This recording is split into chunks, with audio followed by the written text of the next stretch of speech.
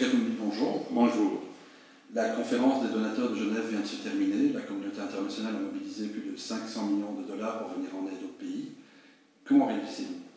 Je voudrais d'abord remercier les donateurs, donc toute la communauté internationale, des soucis qu'ils ont pour mon pays, la République démocratique du Congo, où il y a plusieurs déplacés internes de millions et de millions de personnes.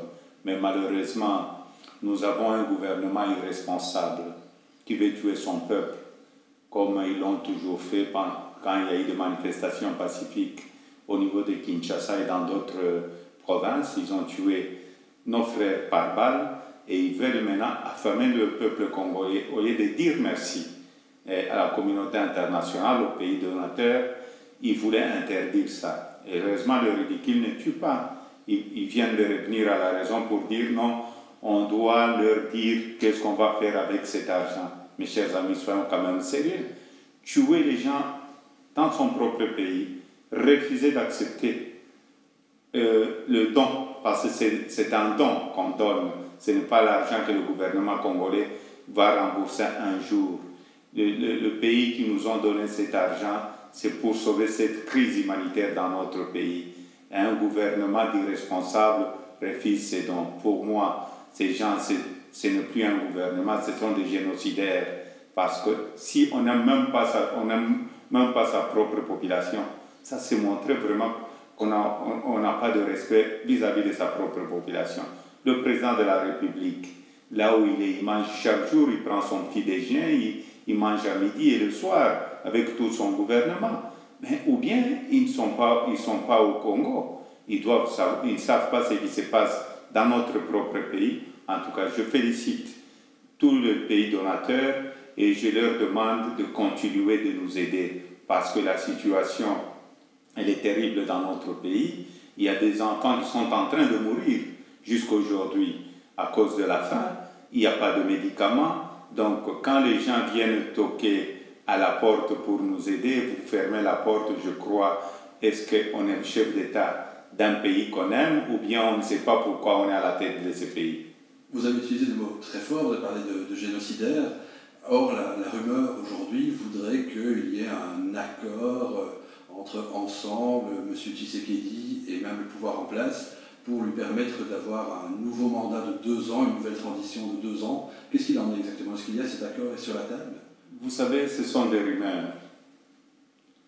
D'abord, le rassemblement. Je veux parler aussi au nom de l'Ensemble parce que je suis le président d'Ensemble. Nous ne serons jamais d'accord d'aller travailler avec ce gouvernement-là. Nous ne voulons pas trahir le peuple. Hier, je parlais avec mon frère Félix Tshisekedi. Je parlais aussi avec le président de l'INC. Nous ne serons pas d'accord d'aller travailler avec ce gouvernement. Nous voulons les élections. Le 23 décembre, ils ont essayé de retarder les élections depuis 2016. S'il y a eu cette crise dans notre pays, s'il y a eu de morts dans notre pays, c'est parce que M. Kabila ne veut pas organiser les élections. Et nous n'allons pas trahir le peuple congolais. Le jour que je vais trahir le peuple congolais et passer de l'autre côté, je vais arrêter la politique. Vous allez voir que ce qu'ils sont en train de faire, c'est pour distraire la population congolaise, pour dire à la population congolaise, nous voulons aller aux élections et que les autres de l'opposition cherchent des postes. Nous ne cherchons pas de postes, nous cherchons à sauver ce pays-là. Si quelqu'un traverse de l'autre côté, va donner encore un souffle au président Kabila, il faut l'appeler Jida. Si c'est moi, n'hésitez pas de m'appeler Jida. Il n'y a personne qui peut aller de l'autre côté. Ou bien, on aime son peuple ou on ne l'aime pas. C'est lui qui va trahir. Je crois que les traîtres sont déjà partis. Cette fois-ci, nous allons rester avec des gens très sérieux.